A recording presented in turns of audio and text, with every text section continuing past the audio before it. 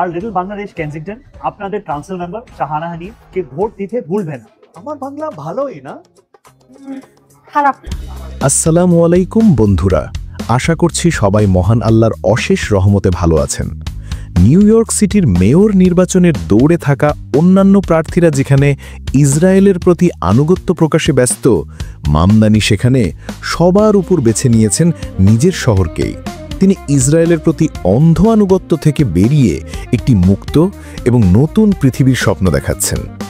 এটাই তাকে অন্যদের চেয়ে আলাদা করে তুলেছে।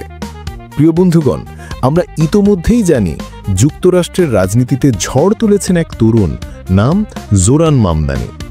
আজকের এপিসোড তার অকল্পনীয় সাফল্য নিয়েই। চলুন শুরু করা যাক।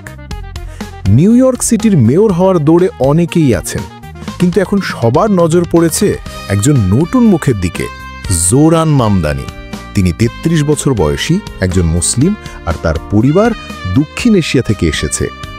জোরান বড় হয়েছে নিউ ইয়র্কে, কিন্তু তার জন্ম হয়েছে উগান্ডায়।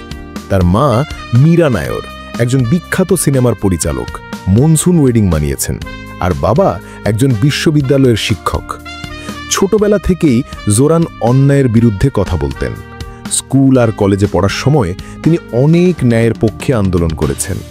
এখন তিনি নিউ ইয়র্ক রাজ্যের অ্যাসেম্বলি সদস্য, মানে একজন জনপ্রতিনিধি। তিনি চান নিউ ইয়র্ক শহরের মেয়র হতে, আর তার পরিকল্পনাগুলো খুবই মানুষকেন্দ্রিক।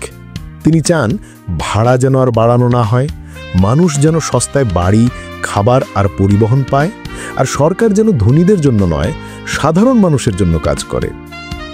অনেকে তার বিরুদ্ধে বাজে কথা বলেছে, কারণ তিনি মুসলিম আর সমাজতন্ত্রী, মানে ধনীদের নয়, গরিবদের পাশে থাকেন। কিন্তু তিনি দমে যাননি। তিনি মানুষকে বুঝিয়ে যাচ্ছেন তার মূল লক্ষ্য হচ্ছে শহরটাকে সবার জন্য ভালো জায়গা করে তোলা।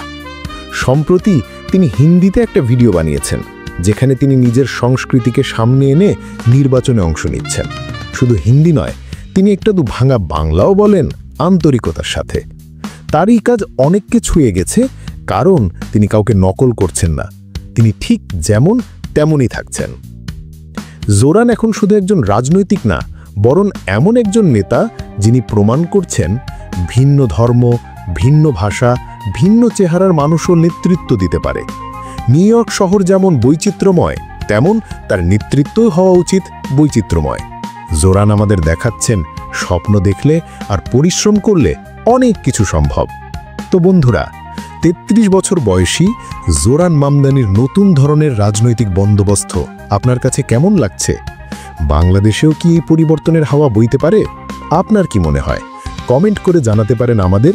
সেই পর্যন্ত সবাই ভালো থাকবেন, সুস্থ থাকবেন, আর দেশকে ভালোবাসবেন। আল্লাহ হাফেজ। तुमने कभी किसी को वोट किया? कभी किसी को रैंक किया?